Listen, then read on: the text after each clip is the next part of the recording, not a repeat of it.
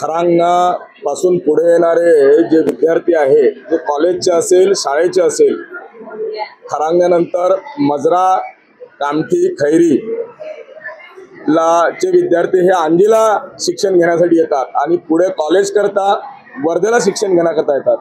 परंतु ह्या एसटी महामंडळाच्या अनागोदी कारभारामुळे विद्यार्थ्यांना त्याचा फटका बसला। त्यांचं शैक्षणिक नुकसान व्हायला लागलं। म्हणजे शाळेच्या वेळेवर येणाऱ्या बसेस ह्या स्टॉपवर त्यांचे चालक न थांबवता ते भरधाव त्या गाड्या घेऊन जात होते। या सगळ्या विद्यार्थ्यांनी माझ्याकडे तक्रारी केल्या की बा आम्ही बरेचदा निवेदन देऊन सुद्धा या एसटी महामंडळाने याची दखल घेतली नाही, त्यामुळे आमचं शैक्षणिक नुकसान होत आहे। आम्हाला शाळेत जाण्यासाठी वेळ होते आहे, परत शाळा सुटल्यानंतर घरी जाताना आम्हाला वेळ होते आहे, अशा पद्धतीच्या तक्रारी केल्या।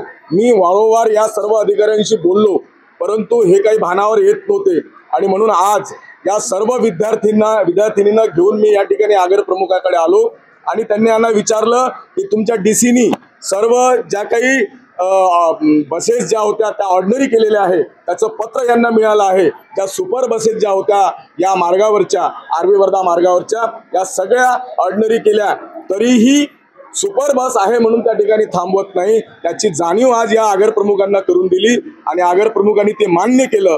आता तळेगाव डेपोचे मॅनेजर असेल, आर्वी डेपोचे मॅनेजर असेल आणि वर्धा डेपोचे मॅनेजर, या तिन्ही मॅनेजरशी मी आता या ठिकाणी दूरध्वनीवरून त्यांच्याशी बोलणं केलं आणि त्यांना सांगितलं की पुढच्या 3 दिवसात तुम्ही जर या स्टॉपवर गाड्या बसेस थांबवल्या नाही तर 3 दिवसानंतर मी या विद्यार्थ्यांचं शैक्षणिक नुकसान होऊ देणार नाही। 3 दिवसानंतर आंजीला या सगळ्या विद्यार्थ्यांसमोर मी रास्ता रोको करेल आणि मग याची जबाबदारी जर कोणाची असेल तर ती या एसटी महामंडळाच्या प्रशासनाची राहील।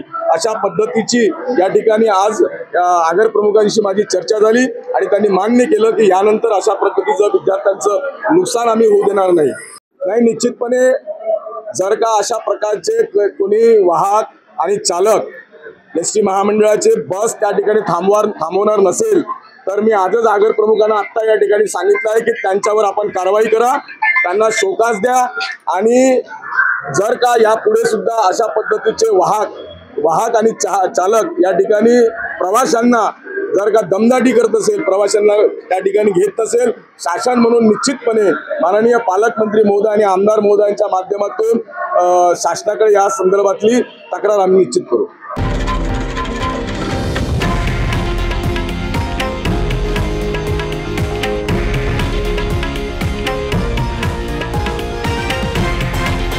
हे आहे देशातील नंबर 1 न्यूज नेटवर्क आणि आपण पाहत आहात TV9 मराठी, एकमेव।